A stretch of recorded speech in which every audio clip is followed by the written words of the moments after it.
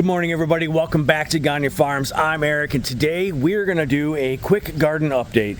I've got a few things that we're going to harvest today as well, and I need to explain a few things that happened last week about this garden. Let's go.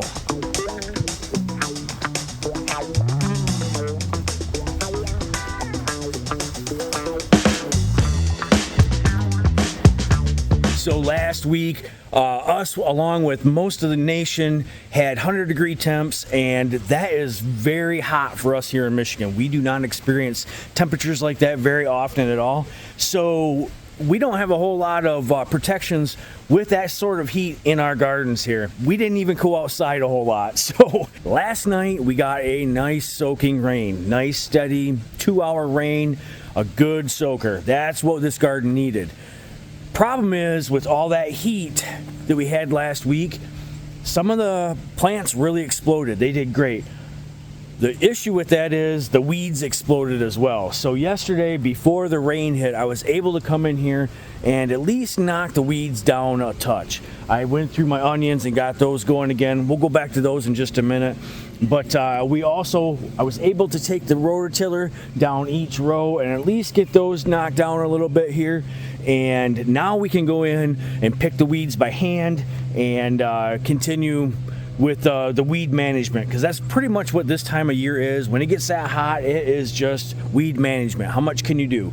We try to put a goal on ourselves here to do at least 1 to 2 rows per day hand weeding, and that usually keeps them knocked down to a minimum.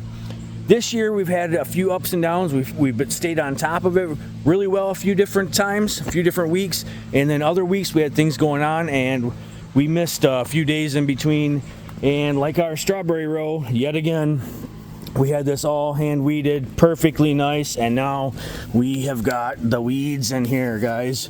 So today, Candace and I are gonna come in here and pick probably about 3 or 4 rows and get those hand weeded. Yesterday, I was able to do the onions.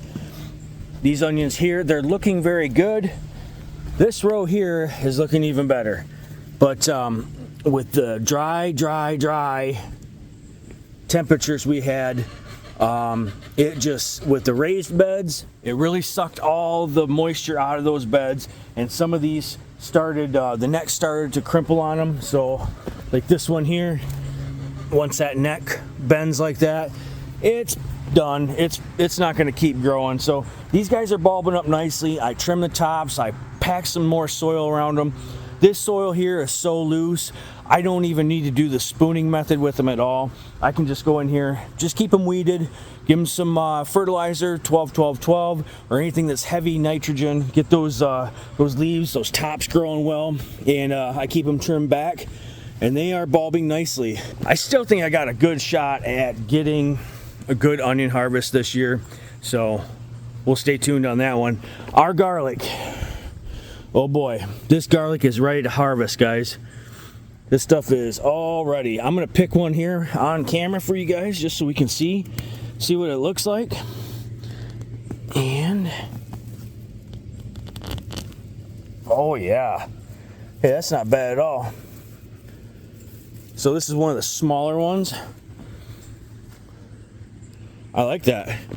I have a problem, and my problem is letting my garlic go too long. And this right here is about the optimal spot you want to pick. So we're gonna pick this whole row of garlic today and get this stuff. We're gonna hang it upside down in the pole barn, let it dry out. We've got our Brussels sprouts going here, and these are looking amazing. We got little sprouts going on down there. They just keep growing and growing and growing. We were real happy with that this year. And also, I've got multiple successions of broccoli. This is our second succession. This will be our third succession. There's a few plants in there. And basically, wherever there was a hole, I planted a new plant. I had another whole flat of broccoli starts over here. And when one would die, we would put a new one in its place, and that's our third succession. So that really worked out well. This stuff is starting to get ahead. Here's one. This one's starting to get ahead. We got a head going here. With the heat, with the heat, that really makes these heads and these broccoli plants bolt. You know, a little chicken brawl going on. So like here's one. This is starting to bolt. Yeah, we should have picked this actually a couple days ago. No matter, we're gonna pick this right now. We're just gonna cut down below here. Just like that. So you wanna leave your stalk just like this. It will start branching off and you'll have little florets about that size come up. And you just keep picking those florets and saving them up, blanching them, freezing them, along with all these plants in here. It really adds up. So we've already picked, I think this is our third smaller head here of broccoli. We've got about enough for a batch to blanch now and freeze and preserve for us. We've got some, that's a random sprout, it got mixed in, but we got some cabbage going here, looking good. This stuff got planted a little later than we would have liked, and that's okay. But that's why it's a little bit behind. No matter, we'll be doing fine here.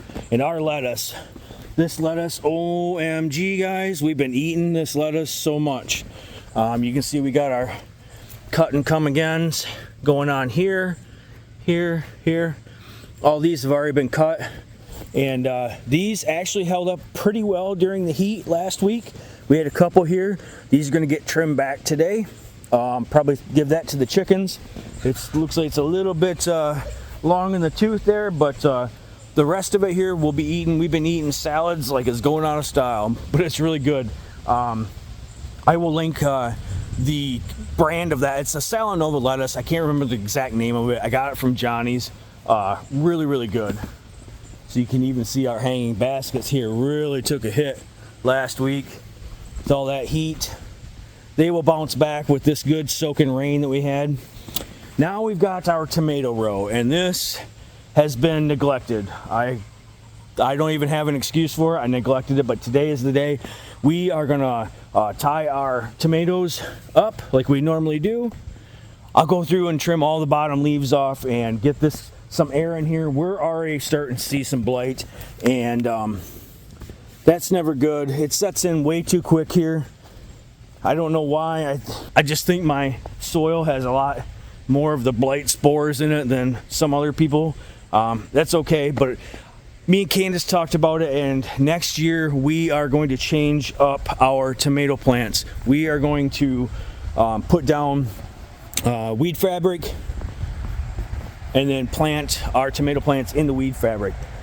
I didn't like to do that before because I wanted to be able to move my trellises around, and I really don't like to have to move them. So I try to rotate my crops every year. I didn't this year. I don't know why. Maybe that's why we've got a little extra blight here as well. But we're gonna get tomatoes. We've got tomatoes forming already. There's some going on right there, and they're looking good, other than they need some attention.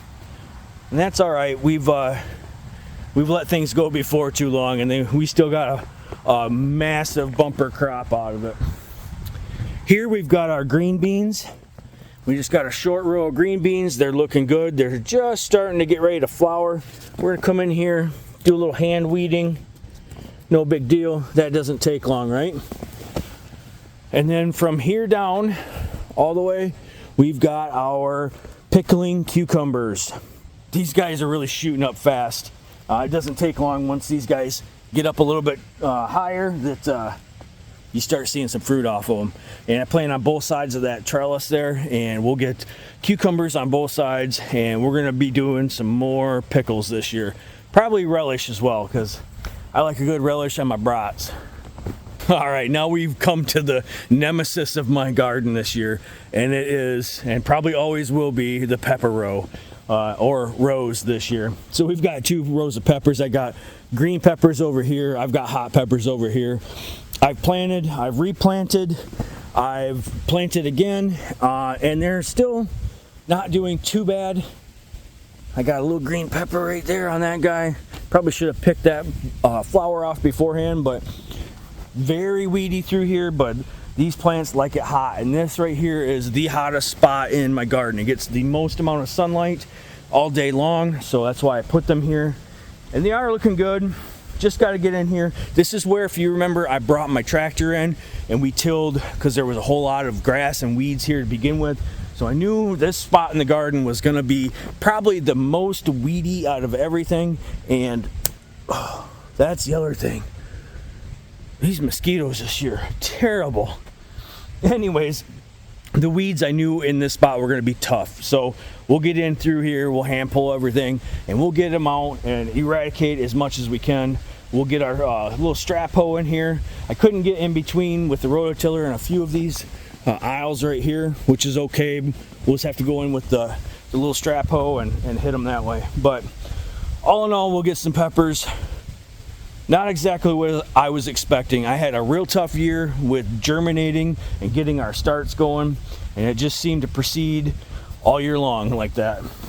Here we've got some zucchini, and this is the best zucchini I've ever grown. Usually what I do is I would save whatever room in the back of the garden for the zucchini. This year I decided, you know what, let's try to move that up a little bit and actually get some zucchini. We do like eating zucchini.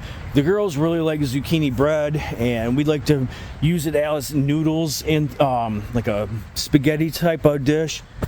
So that's why we are getting some more zucchini this year, and this stuff is looking amazing. I'm really glad that I was able to get some of this. I asked Candace, we had a few spots here that didn't germinate.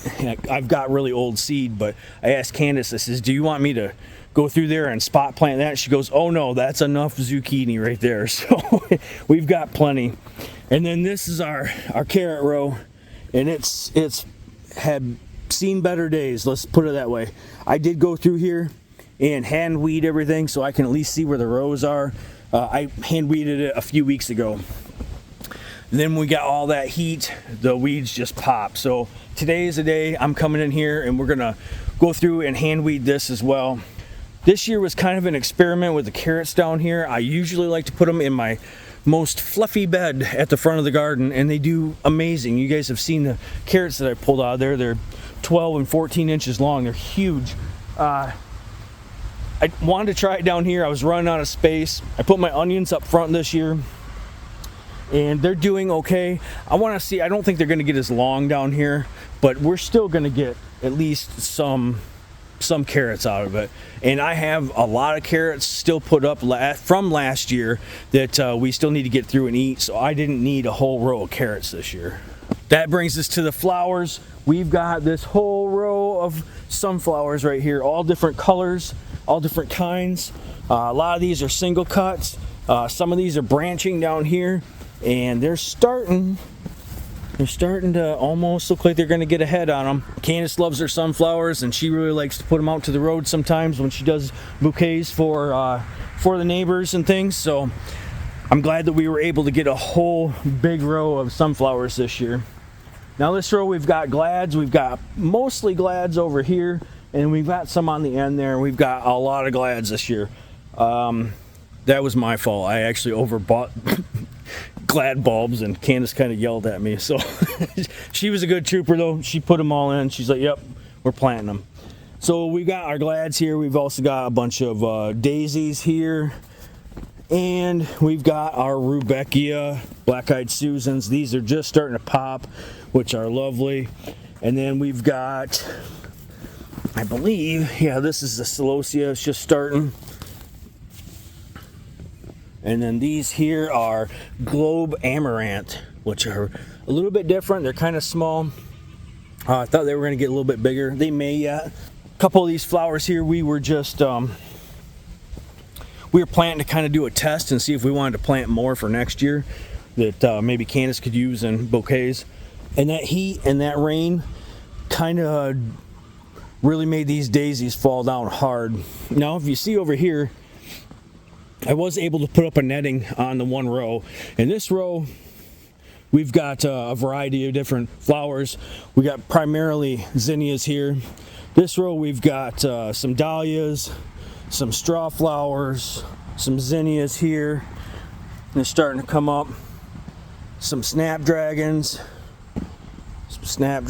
and then we got some amaranth down here, and then we got some yarrow down here that's starting to pop.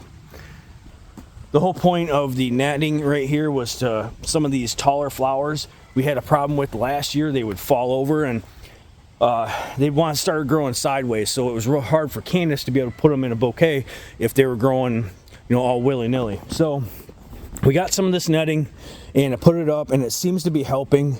We're really going to be able to tell with the straw flower and see if that works, because that was one of the worst things that fell over last year. And some of this, I believe this is some, I believe these are dahlias. They get really big too.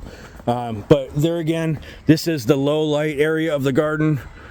The light hits here the least out of the entire day. So we're trying to get that built up over there, trying to get our soil built up, and hopefully that will help out with some of the low light conditions that we have here. But so basically I'm growing weeds in my garden this year, which is probably like 90% of everybody else, unless you have all the time in the world and come out in your garden and hand weed everything. But I think we're doing good. Obviously some things are better than others, and that's okay. We're going to continue doing what we're doing. You guys continue doing what you're doing as well. You don't have to have a Better Homes and garden, right? Like, you can have weeds and still have lettuce, or you might have some bent tomatoes, or, you know, maybe your broccoli bolts fast, but you still get broccoli, you still get tomatoes, and your garlic might not be huge big old Walmart bulbs, but you know what, you got garlic. So I will take homegrown garlic like that every day, or any other veggie for that matter, than going into a big box store and just having to buy it there. I don't like that. I like getting it here. That's the whole point of gardening, guys, is getting this stuff for a lot cheaper, a lot better for you organically, or as organic as possible. And you know what's in it and how you grew it, and you actually get a little bit of joy off of growing your own food. All right, guys, I appreciate you following along with me, and we will catch you on the next one.